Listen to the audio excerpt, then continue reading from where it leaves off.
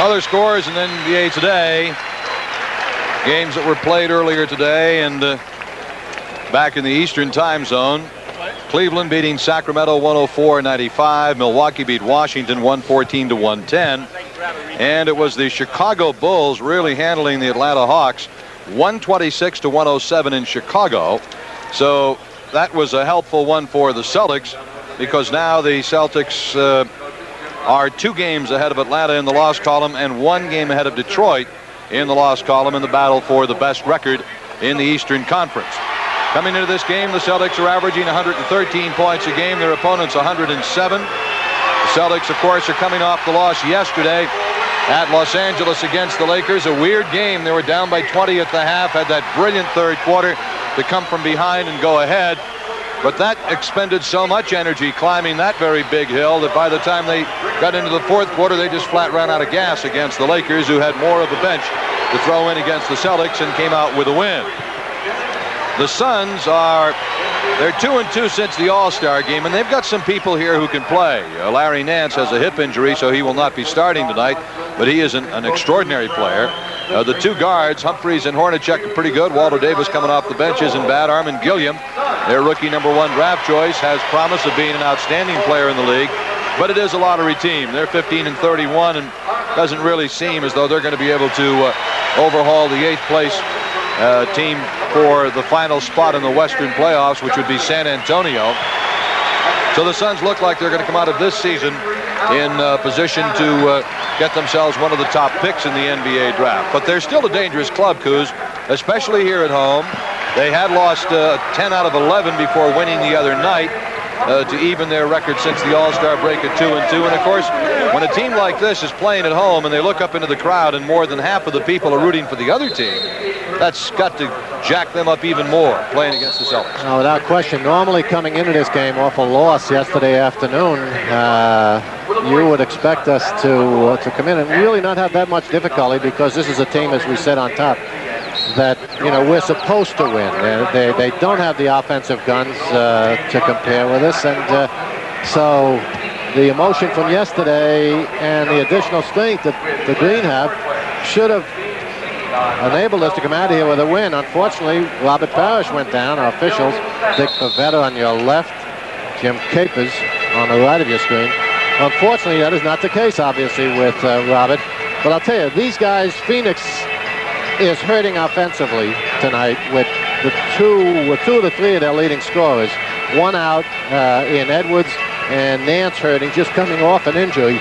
The way to attack a team that is wounded offensively is with tough, aggressive defense quickly. In other words, try to establish a lead. Try to establish intimidation in the first quarter. If you can do that and get them down 10 or 12 or 15 points, even at home, given their offensive weapons or the neutralization of the offensive weapons, it will not be easy for them to come back.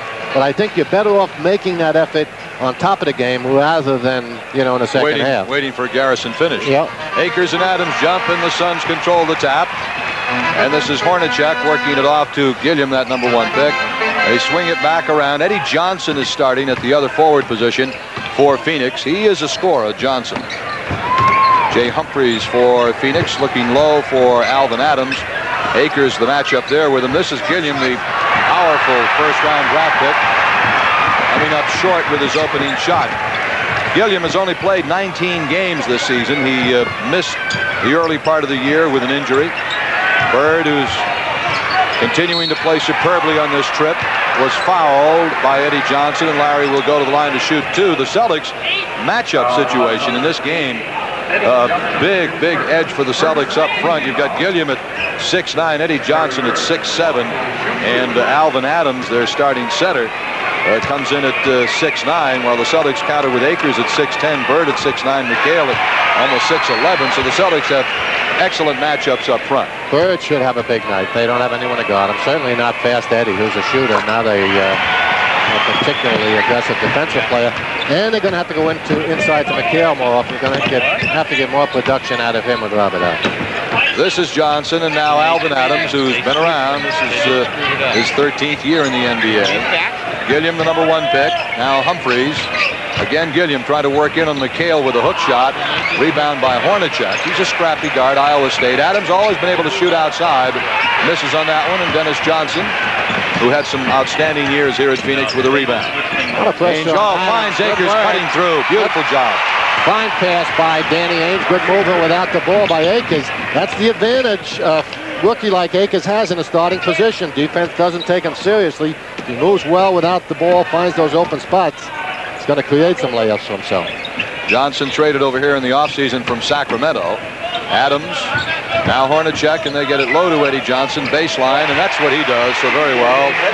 Eighth-year player from Illinois, can really score points in a hurry, averaging 17 a game. Celtics lead 4-2 in the opening minute and a half of play. McHale on the alley-oop pass, doesn't hit it, could not get the rebound. Armin Gilliam does, and dumps it out to Jay Humphries. It's 3-on-3. The pull-up by Johnson. Rebound slapped out of Bird's hands by Gilliam. Good, strong kid. Sure is. Outside Humphries. And the rebound by Kevin McHale. Gilliam is 6'9", 245 pounds. Bird winds up, buries it. Bird's going to have a big one tonight, I think. Coming off a soft one in L.A. yesterday, I'll tell you, they put everyone but the ushers on him. Double, triple teamed him. And it was somewhat effective. He was about 8 for 22, so the only soft one he's had on his trip. The Celtics, without Robert Parrish in the middle for most of that game, they were able to double on McHale and Bird and triple on either one if they wanted to, which took away a big part of the Celtics arsenal. Bird on the miss. Celtics are leading 6-4 with 9.5 minutes to play in the opening quarter. Hornacek pushing it back to Adams on the cut. He does not hit it. Bird gets the rebound. Adams has always been a finesse type of power forward. I don't know that power forward is apropos. Certainly he doesn't become a tiger at center either, so he can hurt you from outside. He won't give you that kind of defensive boards. DJ missing wildly. Ahead to Humphries, looking to tie. No. Rebound Bird. Celtics got a break. Danny Ainge and Dennis Johnson are 2-on-2. It is Johnson on the pass from Ainge. Celtics have to be patient on their offense. They got to run if they get a chance. Again, with the offensive weapons they have, in contrast to Phoenix, I think they want an up-tempo game.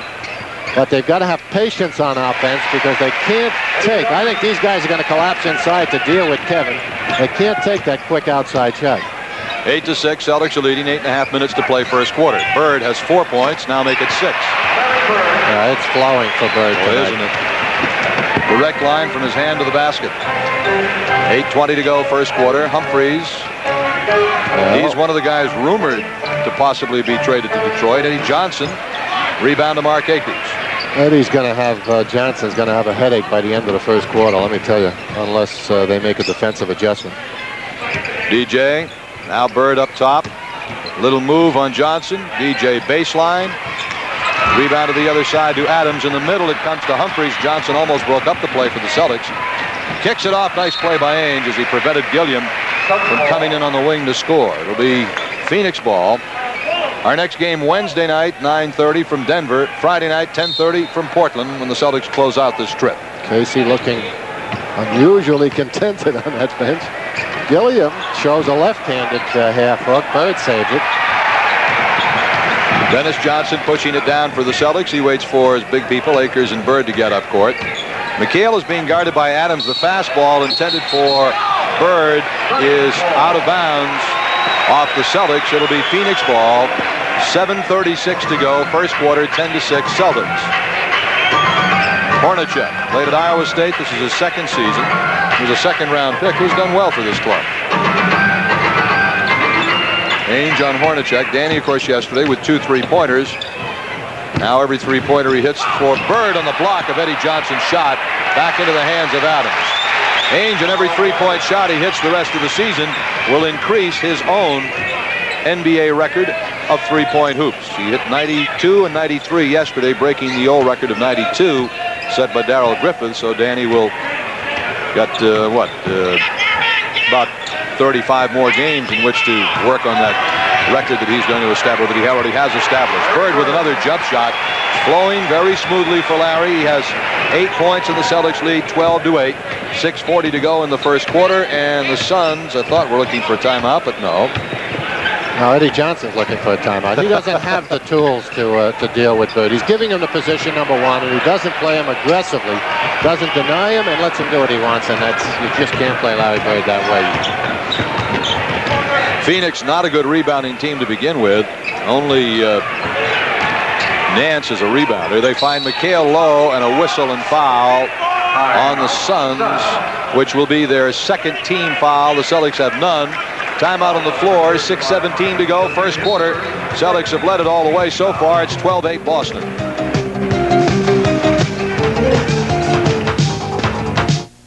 Catch the fun on Taxi weeknights at 7:30 on WLVI TV.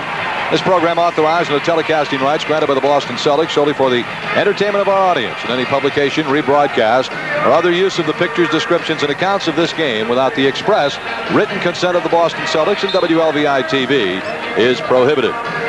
Early in this first quarter, Phoenix is 4 of 15. The Celtics are 5 of 9 shooting. Phoenix at 26%, the Celtics at 56%. Rebounding 8-7 Boston. Johnson in the inbounds to Bird. McHale low. DJ takes it right to the hoop. Feeds off to Akers, but called for traveling on the feed. Second Boston turnover. Close call there, but probably accurate. It looked like DJ shoveled that pivot foot a little bit after he came to a stop. Play was there, though. Akers' movement without the ball created a shot for him if Dennis could have gotten it to him. Gilliam trying to set up position low on Bird.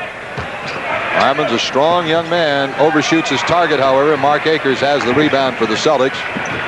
I'll tell you, if Gilliam is their only inside threat, they're going to be in trouble because he's been able to do nothing. Just doesn't have the moves yet. Takes up a lot of room. Big, strong kid, but just doesn't have the offensive moves to create baskets for himself or good opportunities against McHale or Bird. DJ from outside. 14-8 Celtics. That's their biggest lead of the game. 6 points here in the first quarter with 5.5 minutes to play. Phoenix has never led, nor have they been tied in this game. Gilliam played Nevada, Las Vegas. Eddie Johnson. Now Humphries. They kick it way out for a three. Jeff Hornacek, three-point hoop. He's there. It's only his 7th three-point basket of the season, so he doesn't take too many. Matter of fact, as a team, they've only made 42. Larry Bird, second on the Celtics in three-point baskets with 47. Ainge behind the McHale screen. Kevin gets a hand on it, keeps it alive for Ainge. 14-11. Bird, oh, what a path to the basket. I mean, Larry saw that. His eyes go wide as saucers. I'll tell you, he's turning Johnson every way but loose. I mean, this kid doesn't. That time he's giving him room, and Bird still blew by him. Johnson, however, answers with a nice move. He's an offensive machine. Remember with Kansas City and Sacramento, for some strange reason, Sacramento let him go. It seems to me, they could use a little of his offense. Although, as we've told you, he won't blow anybody away on the defensive end, but he can fill that hole up. He's the one guy that's out there now, other than Davis, who comes off the bench, who is a big game offensive guy. He's capable of 30 or even 40 points. Three-point play by Johnson makes it 16-14, and Larry Bird rattles in 2 more, and it's 18-14, and Larry has 12 points in the first quarter. Matter of fact, Bird has missed only 1 shot here in the first quarter. Humphries, Johnson, Humphries again. Way outside, just inside the three-point arc. Another rebound for Bird. He's got 4 or 5 here in the quarter to go with his 12 points. Ainge kicking it back to Dennis Johnson. McHale and Akers trying to set up low in twin double post. And the ball was thrown away as McHale could not get away from the hold of Gilliam. He hadn't been able to take advantage of Kevin inside, as we said on top. Unless Larry continues, gets 50 or 60, they're going to need Kevin's offense inside. Larry Nance is at the scorer's table getting set to check in for Phoenix, and we have a whistle and a foul on Mark Akers. For Mark, that's his second personal foul. And that is the second on the Celtics as a team. Phoenix also has 2. Larry Nance is in for Phoenix. He replaces Armin Gilliam. And for the Celtics, Dennis Johnson is out and Dirk Minifield is in. Nance is a thoroughbred player. He's a good one. Leaper, great movement, good shooter. He'll give Kevin much more trouble than Gilliam did. Good work by Akers pulling out of the pack with that rebound. Minifield, Bird. Larry has 12. 3.5 minutes left in the first quarter. Ainge trying to get Humphrey to commit. Goes up with a baseline shot. Akers on a nice follow. Good job by Mark Akers. He's played very well here in this first quarter, Coos. Kid is active. He's big, strong. He's active. He responds to everything that's going on out there, both offensively, where he's picked up a couple of hoops with his movement without the ball, and defensively. Really, the only weakness in his game at this point, obviously experience and over-fouling. You know, being a little too aggressive in terms of what he's trying to do. Nice block by McHale, but he's going to be called for a foul as he blocked the shot or attempted shot of Larry Nance. Timeout on the floor. 2:52 left here in the first quarter. Celtics lead it by 4 points, 6 points rather, 20-14. 50%. Phoenix 6 of 19, 31%. 7 rebounds for the Suns, 13 rebounds for the Celtics. For the Celts, Artis Gilmore is in, replacing Mark Akers, who had a solid opening quarter with 4 points and 4 or 5 rebounds. And at the line, Larry Nance to shoot 2 shots for the Phoenix Suns. Good opportunity here for Artis to show the Celtics what he can do. He has not been particularly effective up to now, as we mentioned on top. Whether it's a question of still acclimating himself to the Celtics offense and defense or getting himself into shape. The point is he's got an opportunity against the team without really a strong center, you know, so he can function and play a valuable role tonight. Celtics lead 20-16 after the 2 Nance free throws. Nance is a 21 point per game average scorer along with another 10 rebounds. There's McHale scoring from low for only the first time in the game. His first basket. This is Nance.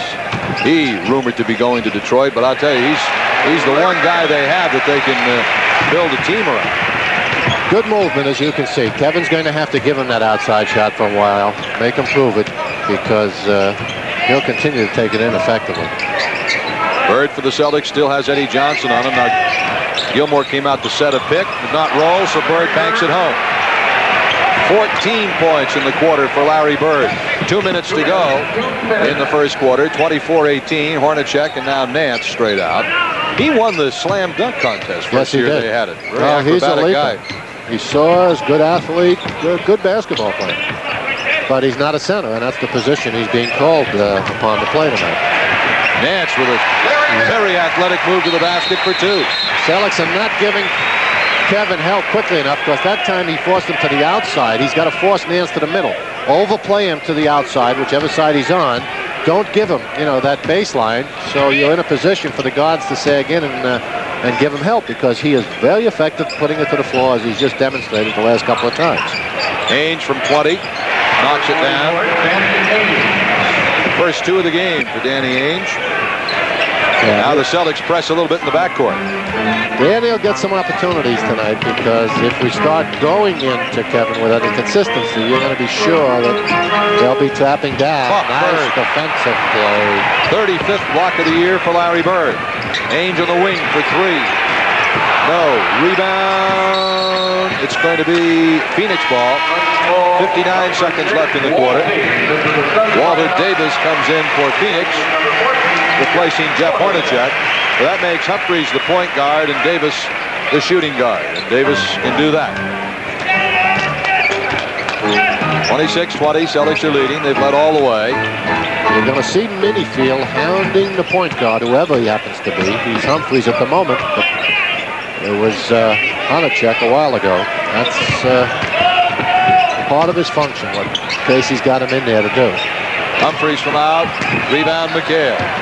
Celtics really taking good care of the rebounding tonight, not giving Phoenix many second shots. Bird for 3. He feels it. Boy, is he smoking.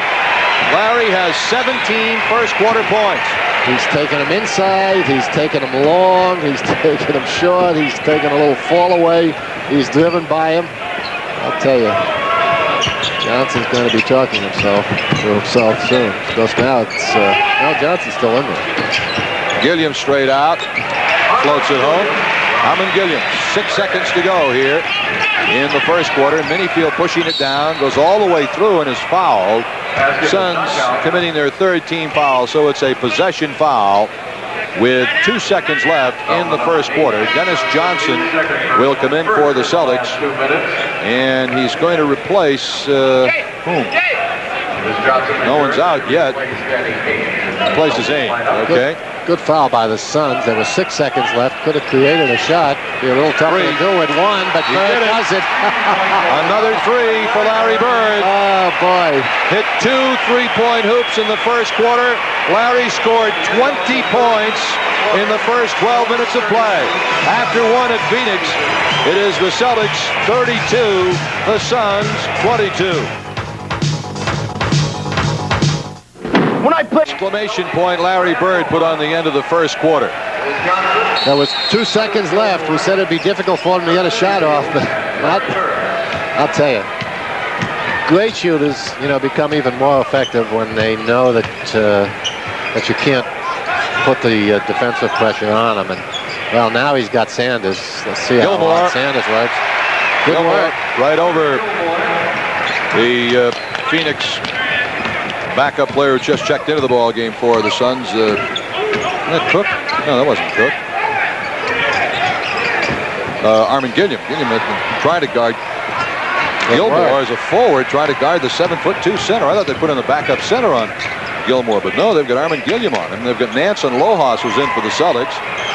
Brad, nice move, and he gets 2. I'll tell you what, we talked to that young man the other night at halftime about, when was he going to go inside and start creating something. And, he's been working on it. Practice. Yeah, that's what he told me, and he looked pretty effective on that one. Gilliam dumps it inside, and the steal by Dirk Minifield. Celtics lead at 36-22. Dirk all the way, called for traveling. Larry Bird's numbers in the first quarter, he hit 8 of 9 shots, 2 from 3-point range, both free throws, and he had 5 rebounds. Great play by Minifield until he got to the foul line and dipped his shoulder and decided to take it in himself. The opening wasn't there. Should have pulled up and let the play develop. All right, the Suns have Davis, Sanders, Nance, Gilliam out there. The jump hook is missed. Harmon Gilliam with a very strong rebound, loses the ball out of bounds. It'll be Celtics ball coming down. Good effort by Gilliam. Went right over 7-foot Brad Lohas. Caught him by surprise. Watch this. Watch him now. Lohas is in good position. Gilliam just right over, tears it out of his hands. But unfortunately takes it out of bounds with him. Celtics start this quarter with Minifield and Johnson at the guards. Gilmore at center. Bird and Lohas at the forwards. Larry looking inside. Gilmore trying to set up position. Lohas kicks it back. Now Minifield is the open man on the wing. Does not hit the open jumper. Mike Sanders has the rebound. They're starting to trap Bird, so that 15-foot on the weak side is going to open up the Minifield. We might watch for it. Played 2 minutes of the second quarter. The Suns have yet to score. Nance on the runner. No basket. Offensive foul. Offensive foul on Larry Nance. You can play him for that. As he's already showed you, he wants to put it to the floor. He wants to get it in there. He's good at it, but if you close it up, as Lohas just did, good lateral movement, you're going to pick up some charges on the big guy. Minifield gets it low to Lohas for the left-handed jump hook from that side of the floor. Does not have it. He's also working on a right-handed jump hook. Just rushed it a bit. Had the position and had the shot. He rushed it. Nance. He stepped out of bounds. Another break for the Celtics. The Suns still haven't scored in this quarter. We played 2.5 minutes of the second quarter. Celtics have a 14-point lead. Bird is fouled, and the reach-in foul by Mike Sanders. Sanders, unlike Johnson, his predecessor, who held Bird to 20 in the first quarter, is playing deny and then good solid pressure with the ball. And it's had a momentary, effect on Bird's production. Sanders, however, is only 6'6". Larry goes behind his back but ran into Lohas. Now here comes Nance. Open court, dumps it off to Sanders. Now baseline Humphreys, and the Suns takes them 2 minutes and 45 seconds before they score their first points of the second quarter. Kevin McHale getting set to check back in shortly. He'll probably come in for Bird. Minifield backs up. Larry. Now Minifield takes it all the way, dumps it off to Gilmore. He was fouled as he went up for the shot. And Artis will go to the line to shoot 2. Okay, not bad. Good penetration by Minifield. Dropped the pass down. Big guy went up. Watch him. He's going to leave the ground too soon. See, a step to the basket is what he needs. One step. You know, he jumps up in the air a little prematurely and allows the defense to get back in there. One big giant step would have, I think, given him a dunk. Artis is having his troubles at the foul line where he's only shooting 50% on the season. He'll get one more. Misses them both, and the rebound goes to Nance. Danny Ainge had gone to the locker room for some work with Eddie Lacerte, the trainer. We're going to have to check on that for you in a moment. Nance backing McHale in, misses the jump hook. Gilmore the rebound. Outlets it to Minifield. Celtics lead 36-24. Dirk, DJ, baseline jumper. Walter Davis bumps into Minifield. We're going to get the foul on Minifield, which will be the Celtics' first team foul. That's fine. Good foul. Good pressure. Almost picked up a charge. You've got to give the man enough room to change his position when you come in blind. But he had that. As a matter of fact, I thought he might call the walk on the play. Davis baseline. Nance. Acrobatic move for 2. 36-26. Celtics with a 10-point lead. They have led right from the beginning. Phoenix has not yet led, nor have they tied at all in this game. Still not looking inside to McHale enough. Now they're going in. Minifield, outside jumper, knocks it home. That's going to show for him. First 2 points of the night for Dirk. I'll tell you, the kid has the confidence in the shot. Coming into the Celtics, he wasn't supposed to be a shooter, but really we haven't seen that. Shot over 50% since getting here, 52, which is a pretty good shooting percentage for a guard. Long cross-court pass to Jay Humphries. Goes all the way through, and that's a charge. Whoa. Good job by DJ. Out of position, was guarding someone on the weak side, anticipated the Humphrey penetration, moved right over there and took the charge. So it'll be Dennis Johnson who inbounds to Dirk Minifield. 7.5 minutes left to play in the first half. Wednesday night, 9:30 from Denver. Friday night, 10:30 from Portland, Oregon. McHale now has the 6'6" Sanders on him, and Kevin easily. That time they got it in there to Kevin. Only his second hoop, but I'll tell you, he'll produce something every time for them if they can clear that side where the top down is a little delayed. Kevin can do a number on whoever guards him in there. Timeout taken by the Phoenix Suns. The Celtics have equaled their biggest lead here in the first half. 14-point Boston Bulge, 40-26 with 7:15 left here in the first half. For Broadway, you could be heading for Hollywood. Find out how to enter the Facts of Life contest tomorrow night at 7 on WLVI TV.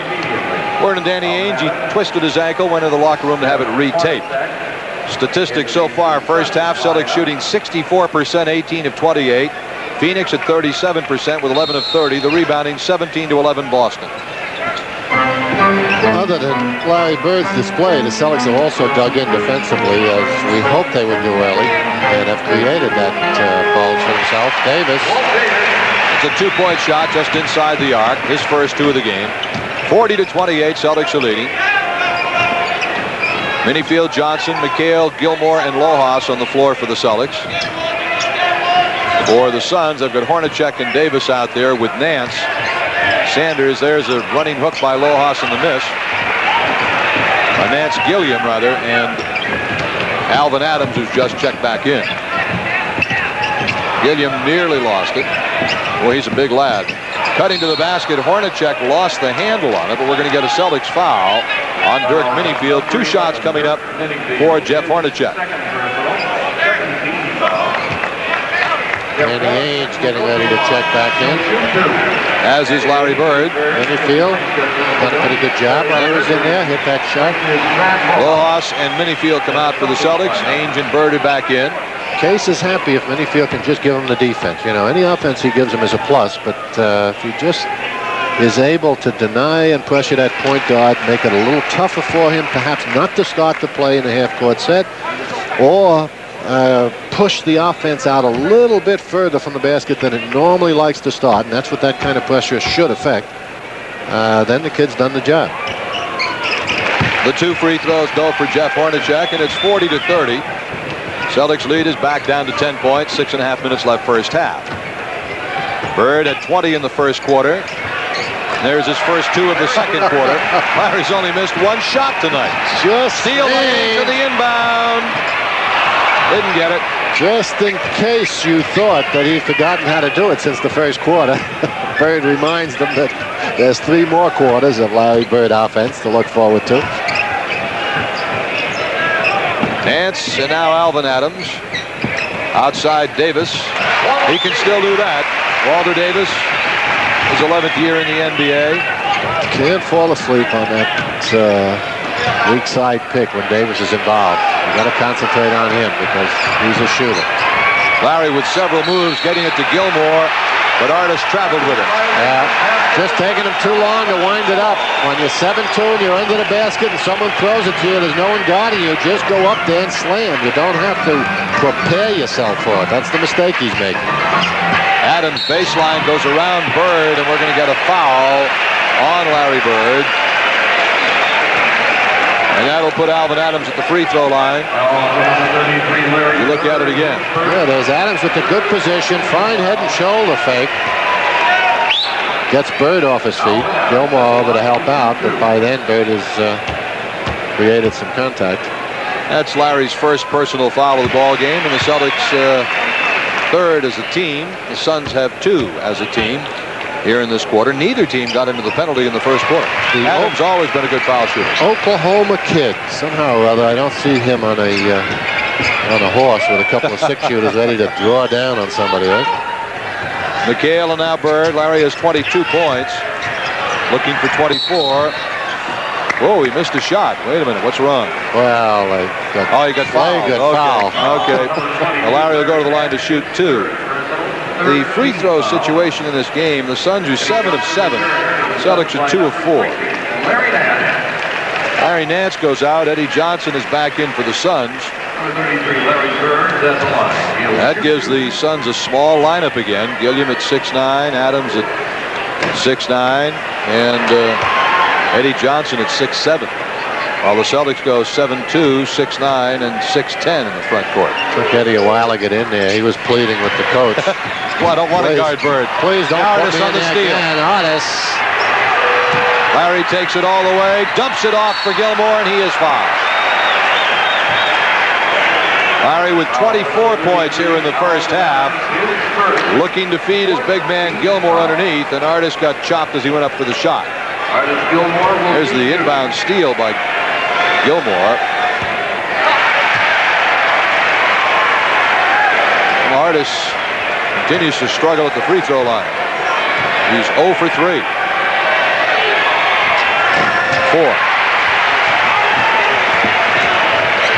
So it's 44-34. The Celtics lead by 10. Robert Parrish not here tonight. He's gone back home because of the back injury he suffered yesterday against the Lakers, and in all likelihood will not be back out here on the remainder of the trip, which has 2 games left after this one. The rebound by Gilmore, ahead to Larry Bird, blows right by Johnson, missed the shot, rebound DJ, and the Celtics will restart it. Got Bird in the corner. Looks for 3. No. Rebound Hornacek. Gilmore has not been able to knock him in from the line, but he's done a good job on the defensive board. Another one there, almost had it. Did he lose the handle? Yeah. And off the Suns. Yeah, he's gotten the job done under the boards. He and Akers both did. Point production, Akers had 4 and Gilmore 2. 4:20 to play, first half. Celtics leading by 10, have led it all the way. McHale weaves in, gets the 2, and was fouled, and the basket counts. The offense, has been flowing so well. Well, obviously Bird's had such an exceptional night so far, and the transition game has been going pretty well, that they haven't had the opportunity to go to Kevin. But just about every time they've gone to him, with one exception, I think, when they trap down effectively, you know, he's produced something over there. That puts the Celtics into free throw shooting the rest of the half as the Suns are over the limit. The Celtics still have one foul to waste here in this quarter before they get to the maximum of 4. Gilliam. Now Hornacek. One of, I think they had 3 second-round picks a year ago. Hornacek was one of them, and he made the club. Gilliam, whistle and foul on the drive by Armin Gilliam. Foul is on Artis Gilmore. And that's the A-Train's first personal foul, the Celtics' 4th as a team. Mark Akers getting set to check back in for the Celtics. And it comes to Hornacek. Whoa, couple of steps there for Walter Davis, but they overlooked it. Davis is tough. He's overcome, I guess, all of his personal problems, which were well documented the last few years. Strange thing about him, he's been in the league 11 years. His most prolific scoring year was the first. He averaged 24. He's never done that again. That's unusual for a superstar, you know? Yeah. Obviously, most superstars get better. This kid was great his first year. This is offensively. He's a good ball player. 22nd timeout as Bird came up limping a little bit with his right foot. There's a 22nd timeout, and you're watching the Boston Celtics television network. When defending, He said 1988-89 will be his last season in the NBA. And there's some talk that he might play that season next year with a new expansion team in Charlotte, because he's a North Carolina product. Grew up in North Carolina, played at North Carolina. Well, I don't see any diminution in quickness or speed, so I would think, you know, he can still... He says he only wants to play one more. Yeah, well... Bird, 26 and a half for Larry. Akers is in, by the way, and Gilmore is down for a rest. So the Celtics starting 5 is out there for the final 3 minutes of the first half. And Larry, who just kind of twisted his right foot a little bit, apparently he's okay because he stayed out there.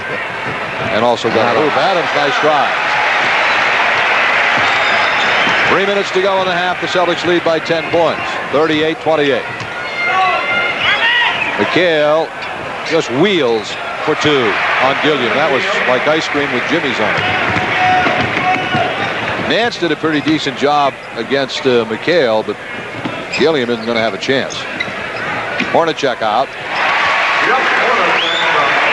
He's averaging 9 points a game along with 7 assists, so he's been doing the job they've asked of him. 10-point Celtics lead again. Point guard isn't their problem. They obviously need consistent inside help, but as we told you, Edwards, McHale, they're not tapping down for some reason. And, you know, the young, what was he, the second pick in the country last year. So they think highly of him, but he's just not prepared to give Kevin much of a go defensively without getting help from on top. Davis trapped in the corner, lets it go. Walter Davis. Nice looking basketball player. 8 points down the second quarter for Waller. The steal by Davis on the pass intended for Akers. It comes ahead to Hornacek with 2 minutes left in the half. Careless pass there. Travel. Boston ball coming back. Timeout on the floor with 1 minute and 54 seconds to play in the first half. The Celtics continue to cruise along with ease and dispatch here in this opening half. They lead it by 10. there's a difference. Celtics yearbook available for you diehard Celtics fans with photographs, facts, and vital information of all your favorite players. To get your copy, send $6.50, including postage and handling, to Celtics yearbook, 150 Causeway Street, Boston, 02114. Larry Bird, by the way, has exactly half of the Celtics' first half points, 26 out of 52. I was just going to say, defense is the primary weakness of this team, and they certainly aren't doing anything different tonight. Celtics shooting 60%, primarily because of a lack of real dig-in, aggressive, intensive defense. Bird floating it to McHale. Great pass. A great pass from Bird to McHale. 10 points for Kevin in the second quarter. They've started to concentrate on him, and he's responded. 54-42.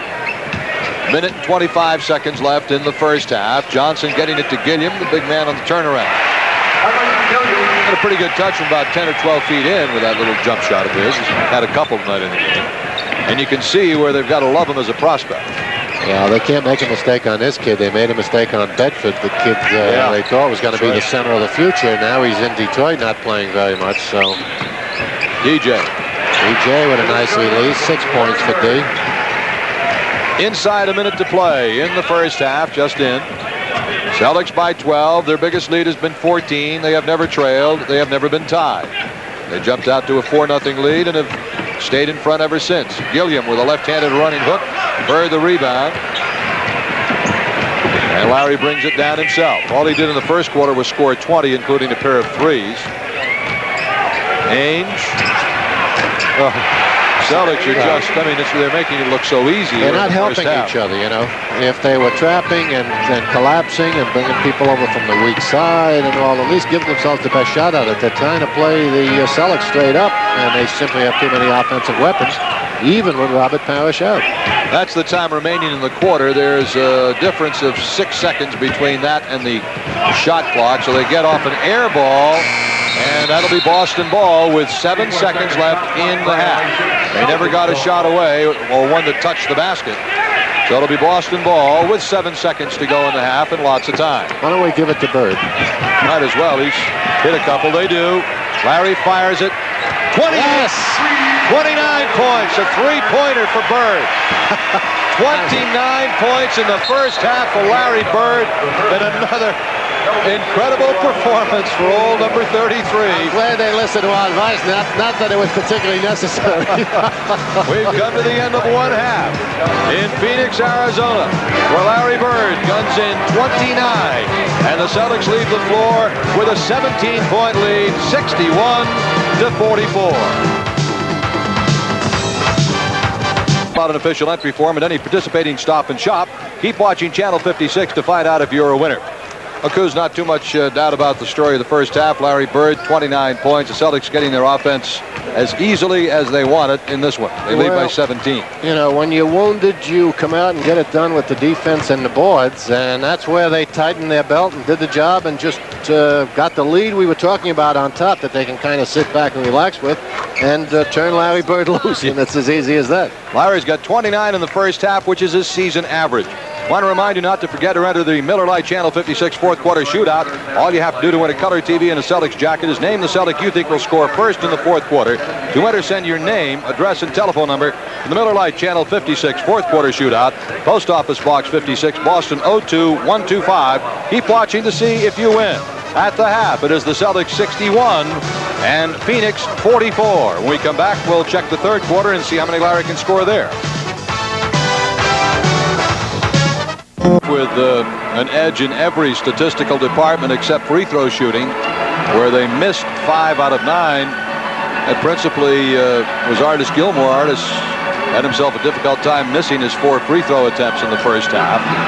But Larry Bird, for example, was 11 of 15 from the floor, including 3 of 3 from three-point range, 4 of 4 at the foul line. He had 6 rebounds and 6 assists, 29 points. So 29 points, 6 rebounds, 6 assists. That's a heck of a game for anybody in the NBA, and that man there did it in the first half of play. Yeah, but what has he done for us lately? Yeah. Well, he hit a three-point shot at the buzzer. Matter of fact, nothing during the halftime warm-up. He hit 3-pointers at the buzzer at the end of the first quarter, at the end of the second quarter. Exactly. Tell you what, the Celtics shot 64% from the floor. Out-rebounded Phoenix 20-16. Mark Akers started at center, 4 rebounds, 4 points. Artis Gilmore came off the bench, and he scored 2 points with 3 rebounds.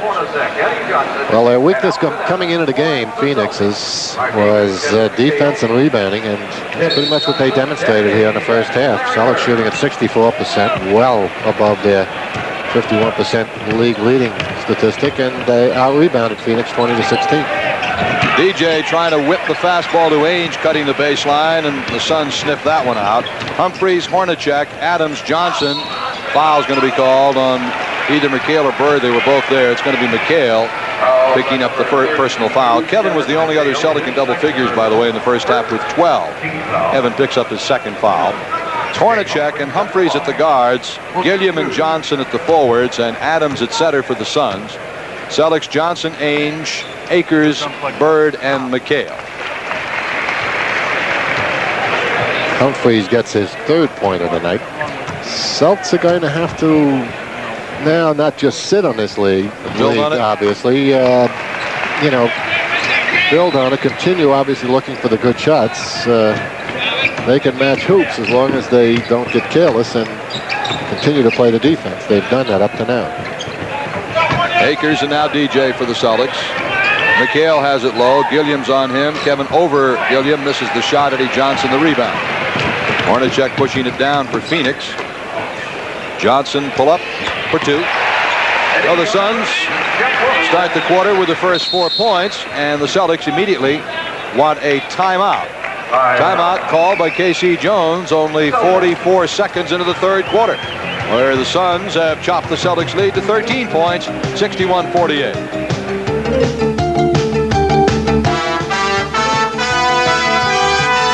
Saturday evening, March 12th, World Trade Center.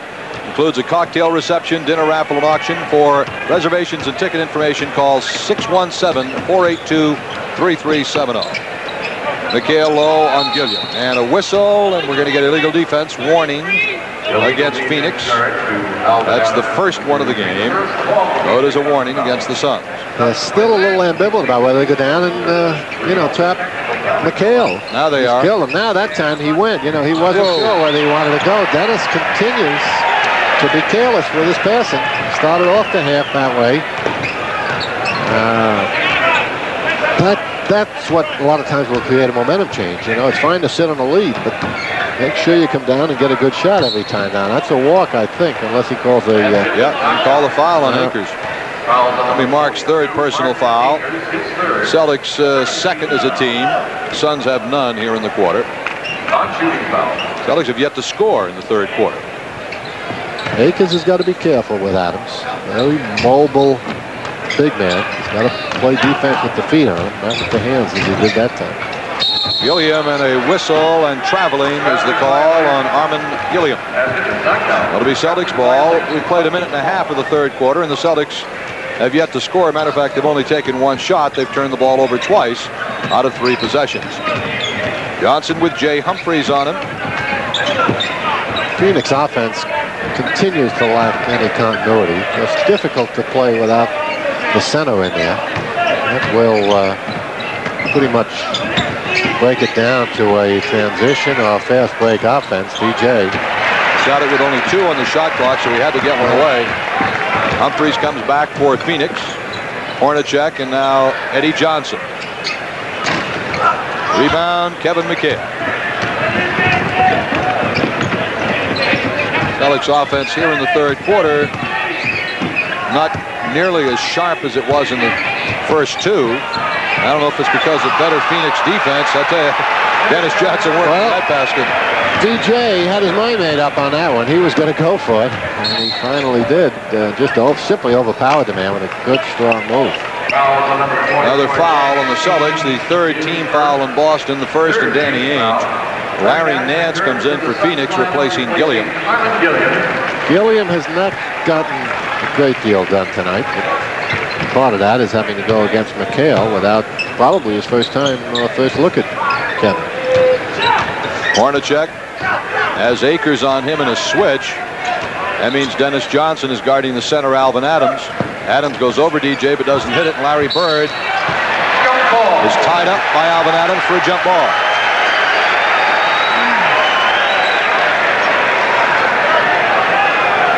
Celtics leading by 15, have led it all the way. There's a replay of it.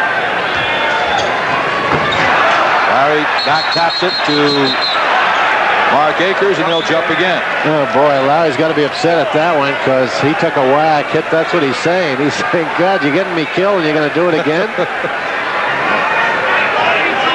That was a bad toss. It was way off to the side. Sometimes those officials bail out a little too soon. I don't blame them because official time for the jump ball. If you're a little guy, you got to get that ball straight up and high enough, and you got to hang in there.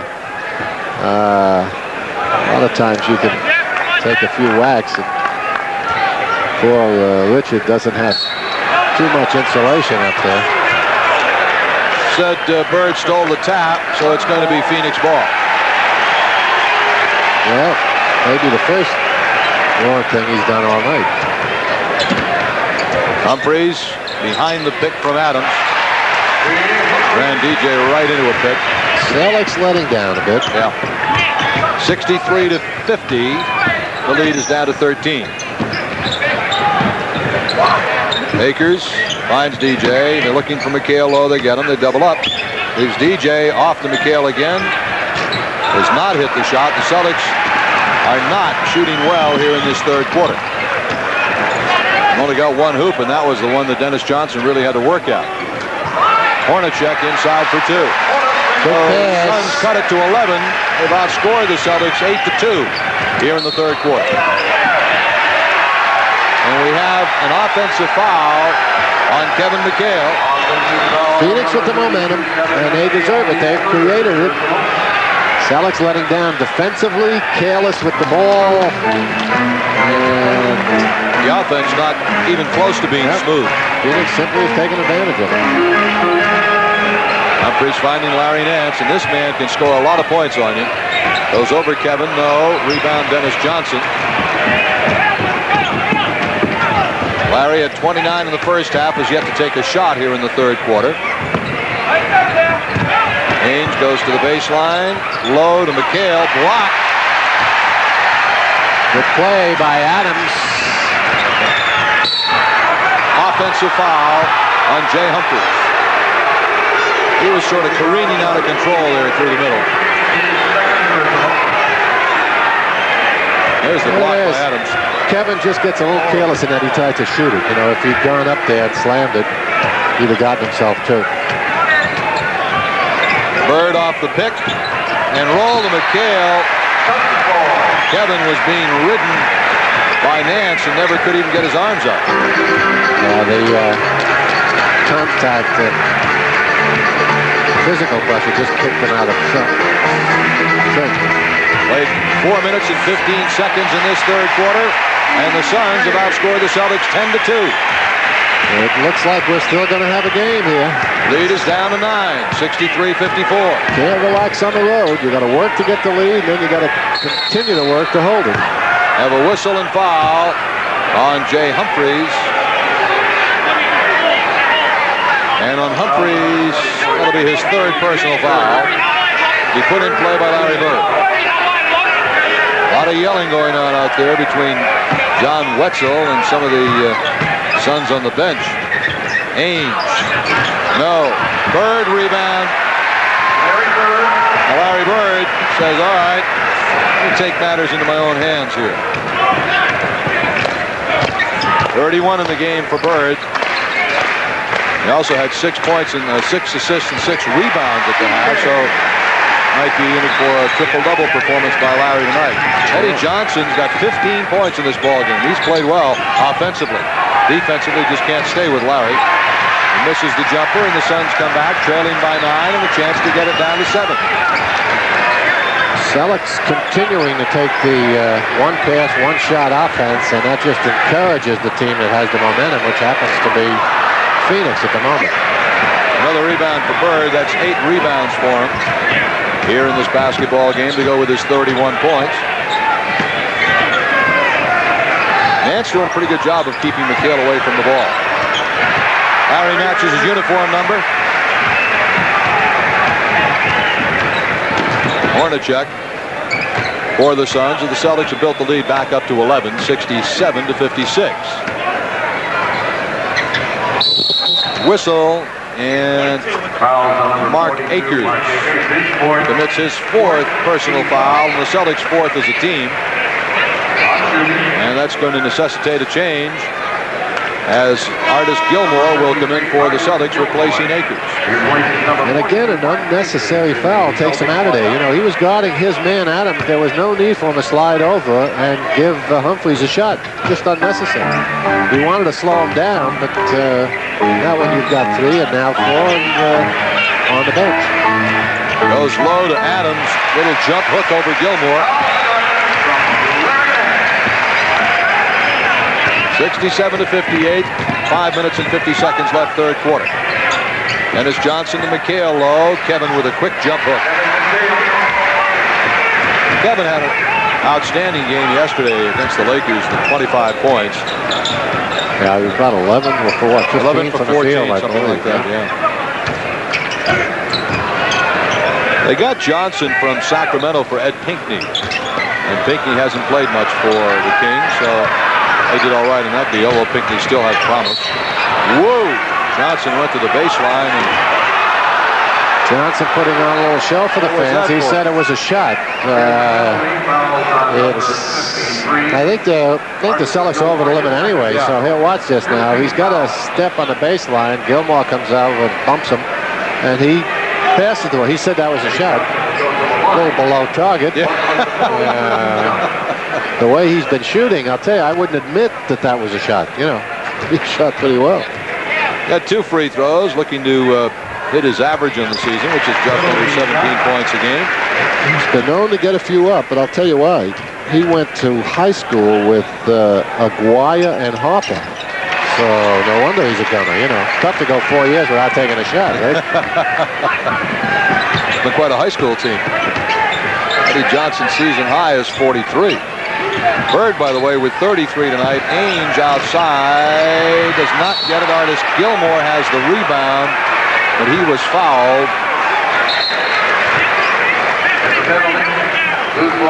Call the foul on Gilmore? Yeah, he was riding. I see. Okay. Yeah, he's riding Adams. Again, Celtics going for the quick outside shot. Hangs up. See, with the right hand, he just throwing Adams out of there. Oh, it's a loose ball foul, which puts Alvin Adams at the free throw line. It is a 9-point Celtics lead, and that's the third on Gilmore. Celtics over the limit. The Suns have committed just 1 team foul. Celtics lead is down to 8. Boston has scored only 8 points in the quarter. Suns have scored 13. Yeah, again, the inconsistency of concentration and effort continues to plague them. They play a fine first half. Everything goes their way. They dig in defensively, not many turnovers, etc. Come out in the second half and, again, play like they're asleep, making silly mistakes and taking the first shot that shows. Suns, by the way, are perfect at the foul line, 13 out of 13. Jumpers missed by Dennis Johnson. The Suns can cut it to 5 on this trip. Adams kicking it in the middle to Johnson. He's been hot. Rebound Gilmore and Bird, but it goes right into the hands of Hornacek, and he lays it in. And now the Celtics want a timeout, and they need one, as Phoenix has been storming the Bastille here in the third quarter. They've outscored the Celtics 20-6. And now it's a 5-point game with 4:33 left in the third.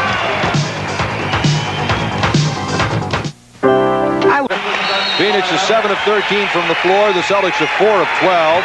Phoenix is 6 of 6 at the line. The Celtics have yet to take a free throw. Phoenix has played hard in the third quarter, and the Celtics in general have not. McHale getting the entry pass from DJ, hits the jump hook. And it's 71-64, slowing the Phoenix rush. Humphries and now Hornacek. Well, when they needed it, they went inside to McHale. Now if they can keep that in mind for the next 4 minutes, they'll get their lead back up there. Humphries outside. Well, the Suns right now are in a pretty good flow. They're shooting about 54% in this quarter. Things are working well for them. Brad Lohas will be coming in for the Celtics as he goes up to the scorer's table. Ainge, 20-footer, rattles it in. 73-66. 3.5 minutes left in the third. Gilliam is back in for the Suns as he has replaced Alvin Adams. Hornacek for 3. Gilmore had the rebound but couldn't hang on, and Gilliam took it away. Now Nance. Straight out is Gilliam for the jumper. Shows a nice touch from out there. Now if he develops some back to the basket moves, big guy's going to be tough. Celtics lead down to 5. Bird off the pick. Rebound, Jay Humphries. Suns can cut it to 3. Humphries off to Eddie Johnson. Air ball right to the hands of McHale, slapped out of his hands by Hornacek, but Kevin gets it up to Danny Ainge. Bird alone for 3. Rebound Humphries, he's fouled by Ainge. or Johnson. One of the two. They were both there. It's going to be Ames. Celts simply will not take Venus seriously, you know. Apparently they not. continue to just take indiscriminate shots. Lojas comes in replacing Gilmore. Minifield is coming in to replace Dennis Johnson. Now they're going to play Lojas at center or McHale at center. Lojas at forward. We'll take a look here now. Well, if it creates a little more continuity on the half-court set. You know, get it out of your system on the transition game, but when you get it over here, make your 4 or 5 exchanges and go into McHale, or in this case, Lojas, and something's going to be created. Either an easy 15 or 16 footer outside or a good shot inside. That free throw missed by Humphreys was their first miss of the game. Well, they've got it down to 4. Celtics lead 73 to 69. Celtics led by 17 at the half. Bird through the middle. 35 for Larry Bird. Nice little weak side pick that time. Creates the 16-footer for Bird. Humphreys quickly into the front court for the Phoenix Suns. Wednesday night, 9:30 New England time from Denver. Pre-game at 9 o'clock. Friday night, 10:30 for the Celtics Portland game. Gilliam in the lane. Air ball to the hands of Nance. Turnaround. Again, another short shot. Rebound by Bird. That's his 9th rebound of the game. Ainge alley-oop to McHale. Couple of fakes. Has it whacked out of his hand. Reach-in foul on Minifield. Well, Kevin is saying, I got hammered under there. He laid some nice fakes on those big guys that were trying to pinch him in here. Danny reads the play nicely. McHale is isolated with a couple of guards, but Gilliam drops down quickly, and finally Hornacek strips him. Only a minute 48 to go in the quarter. The Celtics well over the limit in fouls. The Suns have committed only 1. Phoenix in this quarter has taken 3, 6, 7 free throws. The 8th one coming up, or 9 free throws now. Celtics haven't taken any. Oh, it's a 4-point ball game. 75-71. Well, Phoenix has been more aggressive. You know, they've simply taken it to the basket. Celtics have been satisfied with that outside offense, and that doesn't create foul shots for you. McHale into the lane, gets it to roll. That does. Kevin is really doing a job down low with some heavy pressure from Nance and Gilliam, who are just squashing him every time he gets the ball. Well, he's expecting it now, and he's making his move quicker. And as I say, they generally will get a hoop or a foul every time they go to McHale.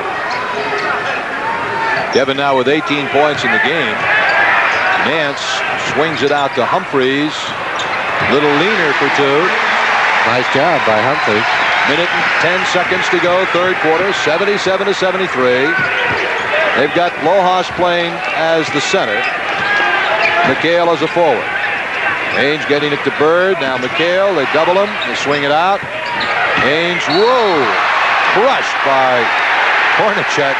Danny alertly tries to get it up. I don't know if they're going to give it to him because they are not over the foul limit. No, it was not. It did not rule the shot. He released the motion, but he didn't have the ball. No. That's one thing about that. If you're going to shoot it, it's much better to go with the ball. Yeah. Yep. You've been around this game a long time, so I like to pick up those little pointers from you. Put that in your notebook and smoke it or something. McHale.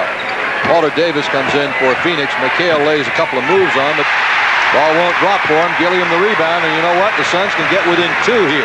When the team gets the momentum at home, everyone becomes a shooter. Minifield, the rebound, and the miss by Gilliam. Minifield stepped out of bounds with it. As he came down, his foot was out of bounds. Everyone becomes a shooter, and that's a little beyond Gilliam's range, I would say. And also the breaks start to go your way. Yeah, he's over the line. Yep. He put in play by Eddie Johnson to Walter Davis. Around the Nance pick, kicks it back to Nance to Davis. Fires away and a foul. And we'll put Walter Davis at the line with 30 seconds left in the third quarter. You know what? This is the reverse of what happened with the Celtics yesterday in Los Angeles, where they were down 20 at the half and came on in the third quarter to take the lead. It's just been the reverse here. The Celtics were up by 17 at the half, he hits the 2 free throws, it'll be down to 2. Well, let's hope that the Celtics can now turn it around as LA did yesterday, but it's going to be a little more difficult to do here since Phoenix is the home team, and I'll tell you, they've got a head of steam up, and they've gotten the crowd into the game. 2 free throws for Walter Davis, 77 to 75. Celtics lead is suddenly a very delicate 2 points. Larry is 35. McHale has 18 points in the game. Has the ball stripped out of his hand. Good defensive job that time by Nance with a little assist from Hornacek. Hornacek around the Nance pick, and now Davis double clutching. Ball stolen by Bird. The mini fielder Ains. That's going to end the quarter where the Celtics, once 17-point lead, cut all the way to 2. After 3 quarters, it is the Celtics 77, the Phoenix Suns 75. Fourth quarter shootout. Tonight's entry, Alan Perlin of Norwood, counting on Larry Bird to score first in the fourth quarter. If he's right, Alan will win a color TV and a Celtics jacket. Now the Celtics right now would be pleased to have anybody score for them to start the fourth quarter because they were outscored 31 to 16 by Phoenix in the third quarter. So what had been a 17-point blowout at the half is now a 2-point game with 12 minutes to play. And the Suns have the ball. Played 24 minutes of good basketball. Unfortunately, it's a 48-minute game. So 3 quarters out of 4 isn't bad. Let's hope that they can get it back together and get back to the basics here in the fourth. For Phoenix, Hornacek and Davis are the guards. Nance is at center with Johnson and Gilliam the forwards. Celtics, Minifield, Ainge, Lohas, Bird, and Akers. Fall away by Davis. Rebound Bird. Larry now with his 10th rebound of the game to go with his 35 points. Defensive adjustment made by Casey at the start of the fourth. Went to deny defense, pressuring the ball. That should make something happen. Minifield misses the open jumper. Lohas, the rebound, is fouled. Hornacek, I believe, got him. That'll be his second. There it is. Look at it. Minifield with the outside shot. Gets the back of the rim. Lohas responding nicely to it. Minifield for the Celtics. Now Lohas, Bird. Celtics leading by 2. Isolation. Baseline. He's got it. Congratulations, Alan Perlin of Norwood, Mass. You win a color TV and a Celtics jacket as Larry Bird gives the Celtics a 4-point lead. Larry now with 37 points to go with his 10 rebounds. Hornacek. Minifield all over him tight. And the Celtics' defensive intensity's picked up considerably here. Walter Davis count the basket, and a loose ball foul on Phoenix on Armin Gilliam. The second team foul on the Suns. So the basket goes, and it again is a 2-point ball game. Celtics playing without Robert Parrish, who is back at home with a back injury and not expected to play again on this trip. Minifield tried to kick it back, but it's stolen away. Suns can tie it. Hornacek. Johnson, and now Davis. Eddie Johnson right into the hands of Bird, re-stolen by Gilliam. They're down to 7 on the shot clock. Nance wheels by, ties the game. Good job by Phoenix. That time had a little continuity on their half-court set and produced a good easy basket for them as time was running out. The first time in this game that the Celtics have not led. Phoenix has tied it for the first time. Bird does not get the hoop, but he did get fouled by Larry Nance, and so Larry Bird will go to the line to shoot 2. That is 4 fouls on Larry Nance. It is Bird again deciding to do it himself on the isolation on the right side. Nance is saying he hooked me. Obviously, Jim Capers doesn't agree. Sends Bird to the line for 2. Point out that is the 3rd team foul on the Suns with 9 minutes and 56 seconds to play in the game. The Celtics have yet to commit a foul, a team foul in this quarter. So they could end up in a parade to the foul line later on. Bird 6 for 6 from the line right. And for Larry, 39 points in the ball game. 81-79, Celtics by 2, 9:50 to go. Celtics led by 17 at the half, but a outstanding Phoenix third quarter and a disastrous Celtics one puts us into a tight game. And the Suns tie it up again. 81-81. Bird and now Akers for the Celtics. Phoenix playing strong defense as well at their end. Ainge takes it through, double clutches. Offensive foul, Danny Ainge. Good job by Hornacek again, reading the Ainge penetration. He blew by his own man, but was not under control to the point where he could avoid the good pick set up by Hornacek.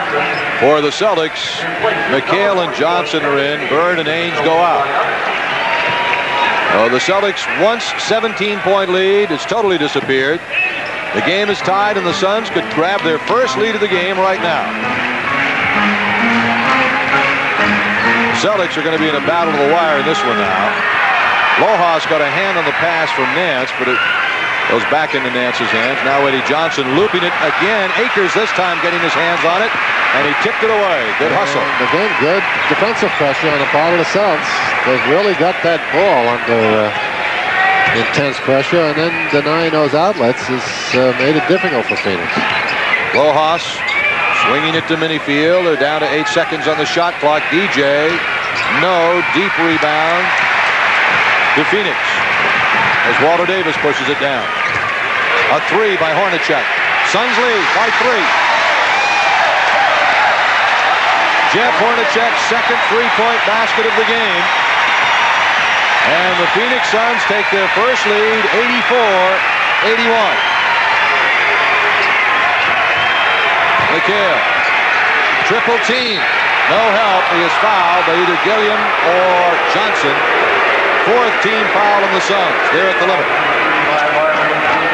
Well, that'll help. Although unless the Celtics start getting serious on their half-court set and start developing patience and looking for the better opportunity, it's not going to help enough. DJ looking for McHale low. He gets it to Kevin, lays it in. I mean, 84-83, the Suns lead is 1. You know, it becomes such an easy game offensively if you just do what I'm sure Casey's been telling him at every time out. 20 points in the game now for Kevin McHale. Hornacek flipping it in the middle to Davis on the cut. Good movement, curled around those 2 low picks. Finally got in the middle, and DJ half a step behind. That's all Davis needs. Oh, it's 86-83. The Suns by 3. 7.5 minutes to go in the game. The Celtics came unglued in the third quarter and now are trying to get back into it, and we have another foul on Phoenix, which will put the Celtics at the line and the Suns over the limit. The foul is on Gilliam, and that is his 4th personal foul. And Kevin McHale will go to the line for 2, and from here on in, the Celtics will be shooting fouls. Now that could be a big advantage for the Celtics, who have committed only 1. Check, they haven't committed any team fouls in this quarter. Their 1 foul was an offensive foul. So Phoenix is over the limit, and the Celtics haven't committed any in the 4th quarter, which was just the opposite in the 3rd when Phoenix climbed back into it. Kevin with 21 points in the ball game. He's shooting it at 82% from the foul line now. He's really come on strong in that department, averaging 22.5 points a game. Akers hustling after the loose ball, can't get it, right to the hands of Minifield. Oh, nice job. Akers hustle. Absolutely. Minifield in the right place at the right time. Celtics tie it. Fine effort by Akers. Loose ball. Boston ball. And Minifield allegedly fakes going for the ball, and it discouraged Davis from continuing after it, and it goes out of bounds. Celtics heads-up play the last couple of times down. 86-86 on the Minifield layup. Looking for Lojas low. Brad, of course, an excellent foul shooter if he gets fouled down in there. Gets his own rebound, lays it up, no, but he was fouled. Good work by Lojas. Wouldn't drop for him, but he'll be at the line when we come back. 6:53 to play in the basketball game. It's 86-86.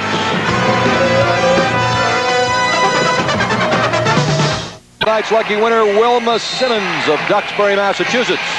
She's the winner of our Stop and Shop Channel 56 Celtics Dream Night contest. If you'd like to win, just fill out an official entry form in your participating Stop and Shop or send a postcard with your name, address, and telephone number to a nearby Stop and Shop. We'll draw lucky winners like Wilma Simmons of Duxbury. You'll receive 2 tickets to a Celtics home game, hotel for 2 including dinner, limousine service from your hotel to the Garden, and a $100 Stop and Shop gift certificate. In the quarter, the Celtics are 3 of 6. The Suns are 5 out of 6 so far. At the foul line for 2 shots, Brad Lojas. For the Celtics, Brad shoots his free throws at 81%. Really got a nice touch. 1 more free throw for Lojas, and the Celtics lead 87-86. As the rookie, who is from Phoenix, Arizona, and was a Phoenix Suns ball boy as a youngster. The bench has chipped in for 14 points now here in this game, and that's the kind of production that I'm sure pleases Casey. 88-86, Celtics taking the lead in the 2 free throws by Lojas. And when he was a youngster, he was a big Suns fan. And Phoenix, interestingly enough, as Humphries hits the outside jumper and is fouled by Mark Akers. Good job by Humphries, utilizing that side pick effectively. Watch him, gonna see him. Just move to the other side of the Adams pick. That brings Akers in to help. Akers does a good job, but it's too late. It's launched. And now Humphries can put his club ahead.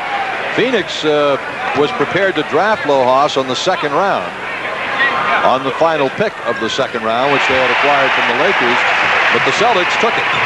Took him just before Phoenix was going to take it. Now the 3-point play by Humphries and the Suns lead. Bird is back in, replacing Lojas. McHale can't handle the pass, and it'll be Phoenix ball. No, actually, he didn't manipulate it long enough. You got to wait for that big guy to establish the position he wants. If you catch him in kind of transition, rolling off each other, just not ready, especially to gather up a high lob pass. Mike Sanders way off target with that one, air ball, but picked up by Humphries. Rebound to Bird. Gets it to Minifield, and the Celtics come down trailing by 1 with 6 minutes to go in the game. They led by 17 at the half. Bird for 3, no. Rebound McHale. Shuffles it off to DJ in the paint. Doesn't get it. Rebound McHale ripped out of his hand by Sanders. Mike Sanders ahead of the field, dishes it off to Adams. Good transition basket that time on the part of Phoenix. They waited for the lanes to fill and got it to Adams, who knew how to finish it off. Good job. And now the Celtics find themselves down by 3. 22nd timeout. You're watching the Boston Celtics Television Network.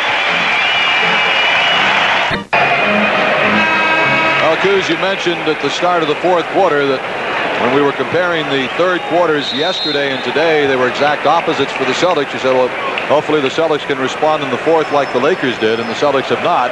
They find themselves down by 3 with 5.5 minutes to go, and the Suns right now truly believe they can win this ball game. Absolutely. This will be a difficult one to blow for Casey, as we said on top. This is a game they figured to come in and take, on this trip. We were talking about 4 and 3 at the start of this trip. Of course, Robert Parrish being out isn't going to help, but they had the game well in hand and then just got careless here in the 2nd half. McHale loses it, but it's picked up by Danny Ainge. Again to McHale, goes over Nance, hits the shot, and he's fouled. And I believe that's 5 on Larry Nance. 23 points for Kevin McHale. And personal foul number 5 on Nance. Nance, although Kevin has had a good 2nd half, Nance has given him trouble. Yeah, there's Kevin leaning in, using his body effectively to kind of nudge Nance out of there. 3-point play ties the game at 91-91. Davis, Humphries, Nance, Adams, and Sanders out there for Phoenix. Celtics with Ainge, Johnson, Akers, Bird, and McHale. DJ reach-in foul. That is only the 2nd team foul in the Celtics. And now Armin Gilliam comes in, and Larry Nance goes out for the Suns. Be a possession foul. Celtics still have 2 more to waste.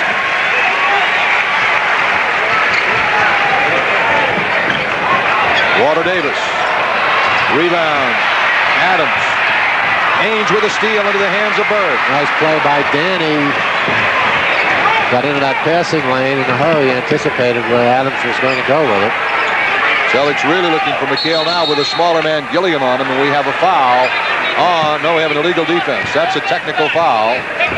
So that'll be a free throw for the Celtics and possession of the ball.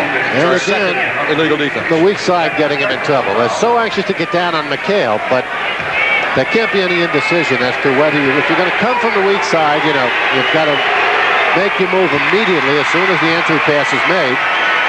If you hesitate or if you kind of slide halfway, that's when they're going to call out an illegal defense. The free throw by Bird gives the Celtics a lead of 92-91. Larry has 40 points, goes to the basket, and is fouled, and he'll be going to the line. And right now, that free throw situation really playing in favor of the Celtics as they got into the penalty limit, or into the penalty area with about, I think it was 7.5 or 8 minutes to go in this quarter, and the Celtics since then have either been getting a basket or free throws on virtually every possession. Well, the important thing, they got serious after their intent. You know, they're going into McHale, forcing a trap or allowing him to make his move, which is going to create contact. That time we saw Bird put it to the floor and take it to the basket as opposed to the little fall-away jumping, you know.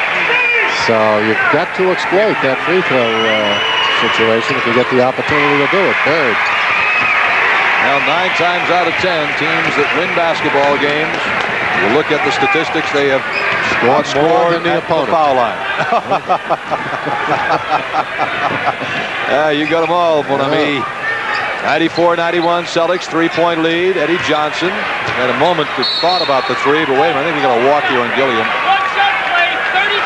No, we got a foul on McHale, but that is only the third on the Celtics as a team, the fourth on Kevin as an individual. Remains a Phoenix ball, possession foul. Big tip down for both teams here. Celtics can keep Phoenix from scoring and go down and increase their lead. However, they did not. Eddie Johnson.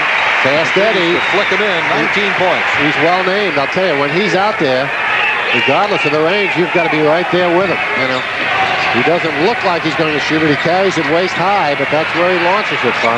Bird short on the jumper. Suns can take the lead with 3:45 to go. Davis all the way, dumps it off, but right into the hands of Mark Akers.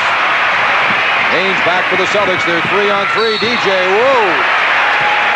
Ripped down, and he'll be at the line to shoot two. And DJ and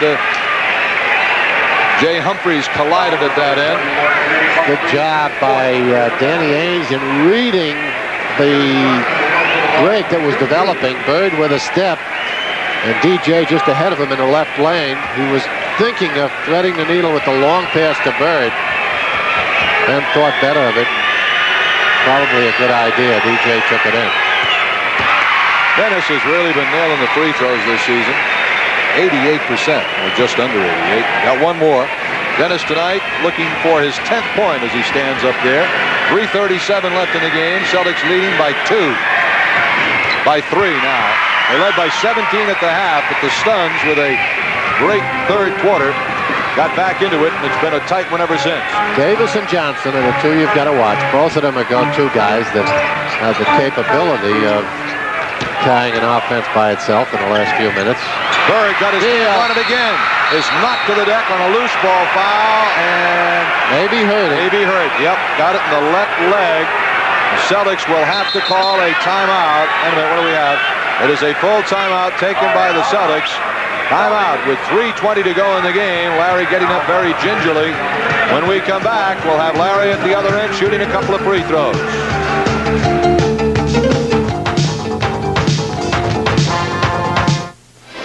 Larry Bird getting knocked to the floor after he picked up this loose ball. There's the steal by Bird.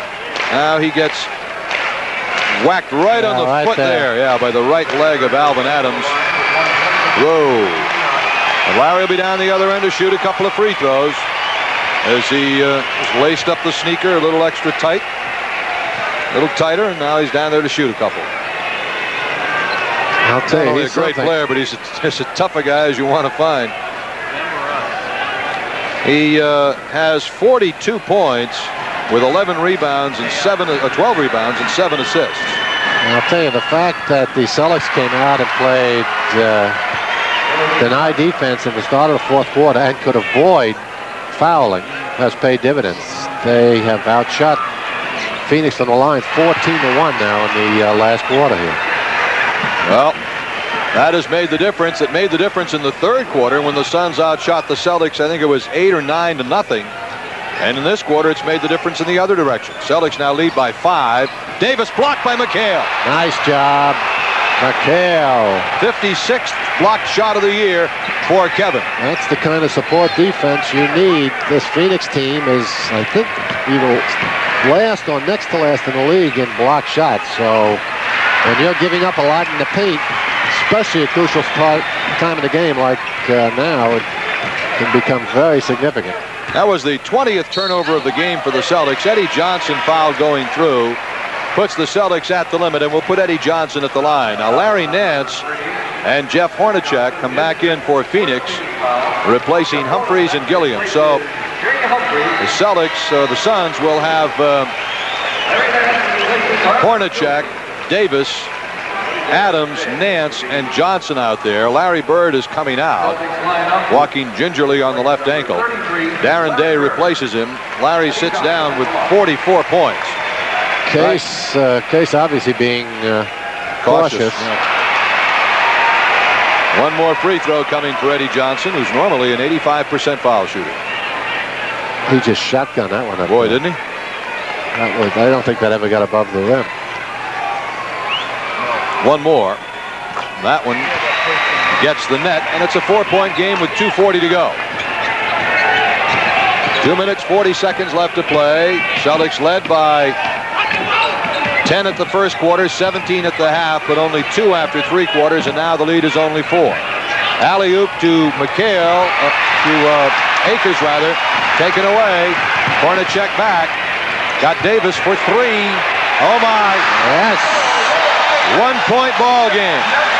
98-97. Walter Davis, 3-point basket, 2 minutes to play.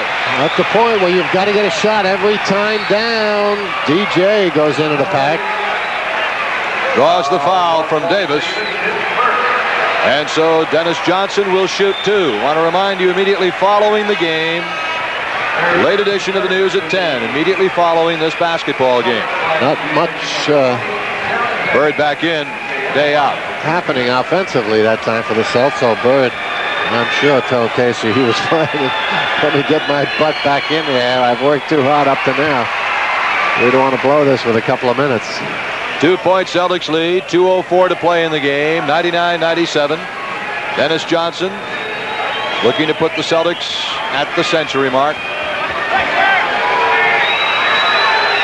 Celtics have had a slow second half. That's only 39 second half points for them. 2 minutes left to play in the game. Celtics lead by 3. They double team Hornacek. Finally gets it to Davis. And now Eddie Johnson for 3. And the game is tied. The Suns have hit 4 3-point shots in this game. 2 by Hornacek, 1 each by Johnson and Davis. Johnson and Davis are the guys that can do it. 100 to 100. Minute and 38 seconds to go. Bird trying to post up Johnson. Gets it to DJ. DJ trying to post up Davis. Goes over him. No. Rebound. Loose ball foul. Dennis Johnson will put the Suns at the line. DJ is struggling. With a minute and 28 seconds to play, Phoenix has a chance to take the lead. There's the over the shoulder. DJ missing the short jumper. Good foul shooter, Hornacek. Invariably, the guy who misses that shot tries to make up for it. So often, that's what occurs. They compound it with a foul. 2 free throws for Hornacek, and the Suns lead. With a minute and 28 seconds to play in the game, Phoenix leads by 1. Now, the Celtics certainly had this one well under control at halftime. But maybe it was too easy for them. Whatever the reason. You can get careless on the road and get away with it at home. I mean, at home, but on the road, it just doesn't work that way. You've got to play the better part of the 48.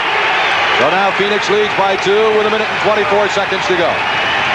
Bird winds up for 3. No. Rebound Phoenix. And now the Suns with a 2-point lead and 1 minute and 10 seconds to play.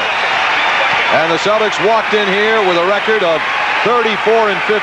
Phoenix 15-31. The Celtics led by 17 at the half. They let it get away, and now they could lose it. In and out. Rebound. Comes out to Mark Akers. Gets it to Kevin McHale. There are 50 seconds to play in the game. Good job by Akers holding it back. Bird goes around his man. Lays it up. Goaltending. Yes. Count the basket. 102-102 with 42 seconds to go. Bird ties it. No question about the call. Bird not taking any chances. You've seen him launch a three-pointer while his last time down. Didn't go down. That time he's going to bring it in there and get it. That gives Bird 46 points in the game, but the Celtics are still staring at a possible loss here. It's tied at 102 apiece with 42 seconds to go. Both teams, of course, are over the foul limit, so neither team has an advantage there. And the Suns have been smoking hot in this second half. Let's take a look at the drive by Bird. There it is. They've got him isolated on the right. Just swings by Eddie Johnson, runs in first to Gilliam, and then Nance, who comes over. No question about the goaltending. The last time down, KC went to his half-court trap. Almost had it stolen from Hornacek, although it eventually resulted in a Phoenix basket. Let's see if they resort to the same strategy and go for the quick trap. Well, I'll tell you what, Coos. The Celtics, after yesterday's loss in Los Angeles, really cannot afford to lose this ball game because Denver is a very good team. They've already beaten the Celtics once at the Garden. And Portland is a very good team and very tough at home. Yeah, playing those two games without Parrish are going to be very difficult. They've got to assume that they're going to have a difficult time in both those cities. This is the one they need, as we said on top. That's why coaches worry about those. The ones that everyone is saying, well, they should win that one. No problem. Well, Robert's out, but they still should beat him. Well, the players responded to that stimulus in the first half, and obviously they had it in hand. They played good D, solid offense, went inside enough in that second quarter to McHale to get him 10 points, and of course Bird was extraordinary. They had the game. They got careless in the third quarter, and here they are in a dogfight with 42 seconds left. Well, the longer you let a team that is not as good as you are stay in a ball game, and make them believe, that they can that's win. It. They had Phoenix intimidated at halftime. They simply showed them a little daylight, and Phoenix grabbed it. All right, here we go. 42 seconds to play, inbounds to Davis. They're trying to keep it from Hornacek. He's the playmaker. He's the one that usually starts it. Celtics want someone else to start it. Now they get it. Now Hornacek has it to Eddie Johnson. Baseline. Whoa, fall away. Suns lead by 2. 104-102. 25 seconds to play in the game. There's a 3-second difference between the shot clock and the game clock. Bird, baseline, lays it up. Yes! Count the basket for Larry Bird, and he was fouled. With 17 seconds to go, he ties it at 104. Bird with 48 points in the game. Look at this. Another incredible performance again when he makes up his mind. He needs the two strong enough to absorb the considerable contact from the weak side, and yet still, watch, Nance Look at that. just knocks him out, still maintains his balance long enough to get the shot up to the basket. Incredible. Oh, Bird, while on the deck, watched it drop through. And we're tied at 104 with 17 seconds left, and Bird will go for a season equaling high 49. If he makes it, he does. So for the second time this season, Larry Bird has scored 49 points in a game, and the Celtics lead by 1, 105-104. Now, however, that's the good news. The bad news is that Phoenix has the ball with 17 seconds to play and conceivably play it to the last shot and win it. I think Casey has to force something. With 17 away from home and the crowd on their feet, I think you want the ball in your hands, especially when you've got a Larry Bird last. Don't let him run the clock down for the last shot. Force something defensively. How do you do even that? If you, how do you force a team to shoot? Trap the ball. In other words, create a shooting opportunity, that they can't pass up. Don't give it, which basically means trap the ball, which will create it. There's the Johnson, by the way, basket a moment ago. It's going to go to Johnson or Davis. Those are the two scorers who can function under this kind of pressure and create something for themselves. So, trap the ball, allow them an outside shot, and if they make it, fine, but at least you've got the ball in your hands with enough time to do something with it. I like that strategy rather than, not playing passive defense, but allowing them to set up whatever Wetzel is setting up in the huddle at the moment. Just don't let him do what he's telling them to do, and the only way to do that is with aggressive trapping defense. That'll take him out of whatever the game plan is. Larry Bird's numbers on the night: 49 points, 12 rebounds, 12 out of 12 at the foul line, 3 3-point baskets, 6 assists. Just another day at the factory for Larry. Yep. So with 17 seconds to play, here we go. There's the man who the Suns will probably like to get the ball to, Walter Davis. They've got Davis, Hornacek, Johnson, Adams, and Gilliam out there. Against Ainge, Johnson, Akers, McHale, and Bird. If they're going to trap, Kevin's got to guard the basket. Gilliam's a non-shooter at this point, I would say, so he can afford to help out. All right, time remaining. There it is, lower right-hand corner of your picture. Walter Davis. Just isolating Davis on DJ. Davis, baseline. 5 seconds left. The Suns lead by 1. Walter Davis puts the Phoenix Suns ahead. 106-105 with 5 seconds to go. And the Celtics call a timeout. And they have 1 timeout left. Well, now it's got to come down to get the ball. Well, they'll take it out at midcourt and go for the shot to win it. So the way Bird has been going, everybody in the house is expecting it to go to Larry Bird. So would you therefore set up a play to McHale, Goose? Oh, I'd continue to. If I'm sitting on Phoenix's bench, there's the one-on-one isolation. The Celtics went with just a straight-up defense, everyone guarding his own man. Now, if I'm sitting on Phoenix's bench, I'm going to tell him to trap. I'm going to try to make sure Bird doesn't beat me. I'm going to tell him to trap and try to give DJ or Ainge the last outside shot. There it is. He's the big player. He's the guy with the one-on-one moves that can create, not a great opportunity, but obviously one that he's got confidence in. That gave Davis 19 points in the game. So the Celtics have seen a situation where they led 61-44, 17-point lead at halftime. The Suns outscored them in the third quarter, 31-16, to cut it to a 2-point game. And it's been nip and tuck here in the fourth quarter. We have had, let's see, in the fourth quarter, 1, 2, 3, 4, 5, 6, 7, 8 ties. And let's see, lead changes of, I think, about 10. So you've got to assume that Phoenix, again, is not going to allow you to do whatever it is you've planned to do, Well, they've got to believe it's going to go to Bird. In 5 seconds' time, but he'll be hit immediately with a trap. So you don't have time to look for free men with 5. You got plenty of time to take it to the basket on a one-on-one situation. You don't have time to get cute and look for the free men when the trap comes. All right, Dennis Johnson to put it in play for the Celtics. Set to go. DJ calls for another timeout. And that is the final Celtics timeout of the game. Now, what's Case doing there, Coos? Looking to see what kind of defense Phoenix is running. Absolutely. They did not have pressure on the ball.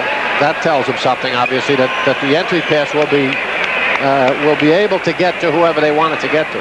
It looked like they had Ainge underneath in the baseline. They wanted to go to the speed. I don't know if they were decoying Bird, but they had him lined up on the low post in a double pick form. Ainge was trying to use it to get to the ball. He probably didn't have to. It appeared that DJ was going to go to Danny with it. All righty. Let's see. Given that situation, do you think they can free Bird for a shot? Well, if in 5 seconds, the guy that they get the ball to has to make the play. If they, in fact, were going to Ainge, then no, I don't think they were trying to free Bird up for a shot. If they're decoying Ainge, if they're going to run him up the middle as if DJ's going to go to him and let him do his individual thing, that's one thing. and Bird can pop out, Well, let me ask you this. I'm sure they've got 2 or 3 options set up. Obviously, if you can get it to Bird, the problem is if you get it to Bird in the corner, he, as I say, in my opinion, I think he's immediately going to be hit with the trap, and then he's got to find someone. The clock could expire. Yeah. They're going to zone behind. It's not going to be easy to find the 3-man. I think whoever gets the entry pass has got to make the move to the basket. But after the Celtics looked at Phoenix's defense, they called a timeout. Now, what's to prevent John Wetzel from changing his defense now? Oh, absolutely. Well, that's the option that obviously is available. No, but what I'm saying is, do coaches normally do that, or would they just say, look, this is what we wanted to do, stay with it? Well, depending on what, All right, here we go. What they're attempting to do, but I'd stay with it. Ainge hits the deck. Foul call on Jeff Hornacek with 3 seconds left. There's a gutsy call by Mr. Capers. Was Capers the Yeah, Capers made the call. Well, Ainge will shoot 2. Hornacek doesn't agree. Here it is. Let's see. Well, he doesn't have the body. He's got the leg out there. It's like sticking the elbow or the shoulder. You've got to be squared up with the driver. He wasn't squared up. Ainge ties it up, 106-106. But with 3 seconds left, Phoenix can call their own timeout because they've got 2 left. They'll call a timeout and take it at half court, and they'll have the ball half court with 3. 1 more free throw for Ainge. Celtics lead 107-106 on the 2 free throws by Danny Ainge with the heat on. And now the Phoenix Suns call a timeout, and they will set up the scenario of the final shot. Well, we got Davis and Johnson. Only 8 points for Danny, but obviously 2 very big pressure free throws. I'll tell you, good free throw shooters just love to be in that position. Weak free throw shooters, God, they'd like to run and hide somewhere outside the arena. Please don't foul me and put me up at the line with the clock running out. But good ones, 80%, 90% free throw shooters, they just love to step up and prove to the world, the kind of courage they have under pressure. The Celtics came into this game. They missed, let's see, on free throws tonight, the Celtics had 4 misses by Artis Gilmore, which has given them a 23 out of 29 evening. Phoenix is 20 of 22, but coming into this game, the Celtics were shooting free throws at just under 80%, and 4 members of their starting 5, Bird at 91, McHale at 82, Ainge at 82, Dennis Johnson at 87.5%. That's great foul shooting among your starting 5 players. Robert Parrish out with an injury is over the 70% mark. And it certainly helped him in this quarter. They've outshot him about 4-1 from the free throw line. Now, with that call being made, we said a gutsy call, but it sets up a return call on the other end. So you've got to pressure the inbounds pass, I believe, and deny the outlets, but don't deny that aggressively. You'll get one call right back. See, you've set up a mindset with the officials now. They've proven to the crowd that they're not afraid to make the key call against the home team, but it'll make it easier for them to make the call in their favor now if you give them an opportunity to. Well, here we go. 3 seconds remain to be played in the game. The Celtics lead by 1, and Phoenix has the ball at half court. Alvin Adams will put it in play. Mark Akers is to pressure the ball. He's pressuring. Pavetta is telling him how far he must stay away from the man. Everyone's in the deny position. All right, here we go. Adams throws it to Eddie Johnson. Fires for 3. That's it. Celtics win it by 1. Oh, my. This was a tough one. They had to get a 49-point performance from that man right there, Larry Bird, and 2 free throws by Danny Ainge with 3 seconds to go to win it and go 3-2 on the Western trip. That is it from Phoenix. Join us on Wednesday night beginning at 9 o'clock when the Celtics will be in Denver, Colorado to meet the Nuggets. For my partner, Bob Cousy, this is Gil Santos saying goodnight from Phoenix. Boston Celtics basketball on Channel 56 was produced by Lou Schumann. Once again, our final score, the Celtics by the hair of their chinny chin chins, 107, Phoenix 106. Stay tuned for a special late edition of the news at 10 coming up next right here on Channel 56. Good night.